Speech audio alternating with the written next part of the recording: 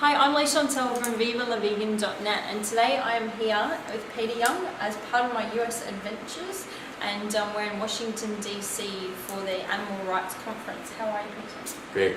That's good. And you've been a vegan for a while. How long? Almost 16 years. Yeah, that's good. And why did you decide to become a vegan in the first place?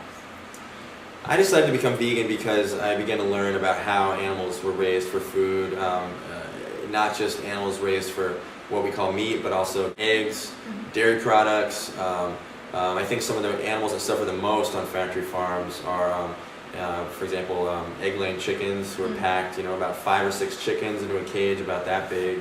They never even get to lift a wing. So I found in order to be, ethically consistent, I had to abstain from all animal products.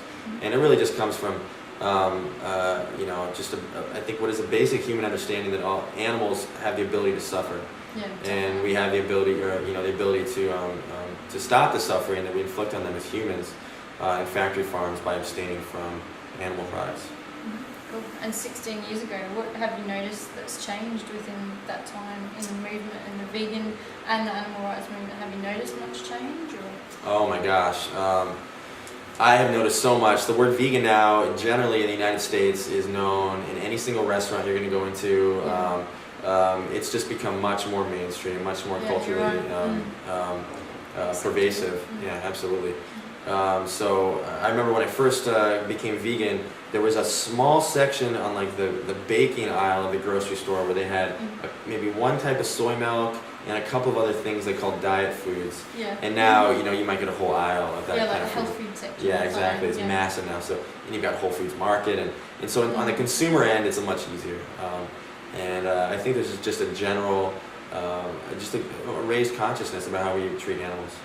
Cool. And you're involved in a lot of underground direct action. And how did you get into that originally? Well, just to clarify, I'm not currently involved, in anything illegal, but I did serve some prison time for illegal direct actions. And what I've seen happening to animals in our society, I felt early on in my activism, and still feel, justifies working outside the law, because the laws simply just don't protect animals. Yeah, it's very welfare based, aren't they, most laws? Most laws, at their best, they might give animals a couple of inches of space. In fact, there are no animal welfare laws concerning animals raised for food at all. And so when I began to see what was happening to animals in factory farms and even in laboratories and so forth, I decided illegal tactics were necessary to achieve the quickest results. So among many, smaller scale actions that I carried out, myself and another person had a role in about six mink farm raids in 1997, where about 8,000 to 12,000 mink and fox were released from farms. Wow. And so at least 2 of those farms had to close down, and a lot of animals were saved. And eventually I was arrested for that and served 2 years in prison. And do you regret it? Absolutely not. Yeah. And there was, I've heard that you gave a speech when you, the judge put down your sentence or whatever you say. What was it? Do you remember the speech? It was quite lengthy, but I was asked in U.S. courts, the judge, before he or she issues a sentence, asked, "Is there anything the defendant wants to say to the court?" And that's generally when defendants sort of grovel and beg for mercy.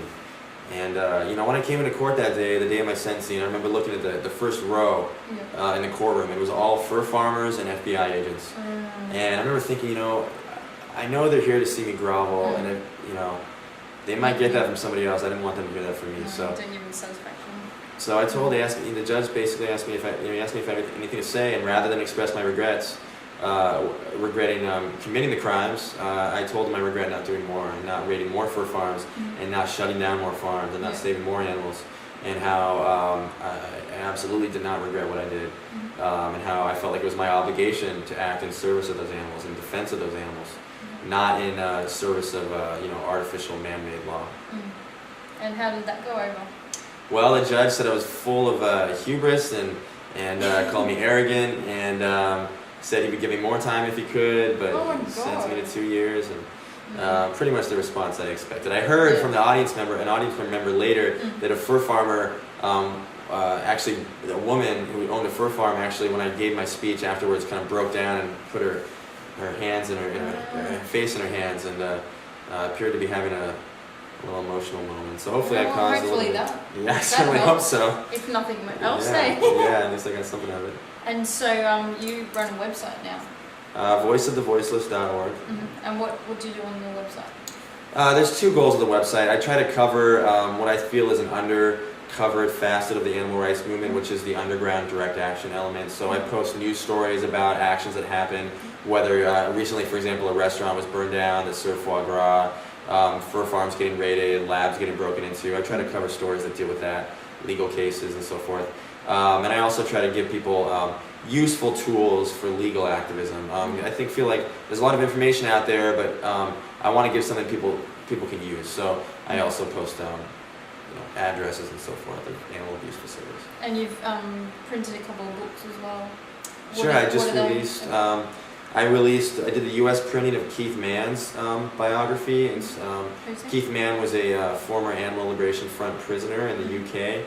And his book, you used to have to pay $50 for it to have it imported, but now I was able to sell it at a reasonable price over here at the U.S. printing. I also just compiled a complete diary of every reported ALF action in the U.S. history, and I made a book out of that, and they're both available on the internet on my website. Yeah. And so why do you think it's necessary to actually list all that ALF victories? Or I think it's important that people see the history of the Animal Liberation Front as a whole, because right now people don't really have a good sense of what the ALF does. There's a lot of misunderstanding.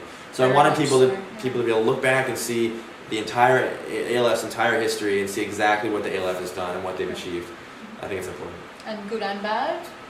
I would say there's some unstrategic ALF actions, but I generally am going to support any blow that's dealt to any animal abuse industry. Or I guess, like you could learn from someone got it right, the way they did things. Sure. I feel like there's a lot of small-scale actions that may have been not the most efficient use of resources or risk exposure.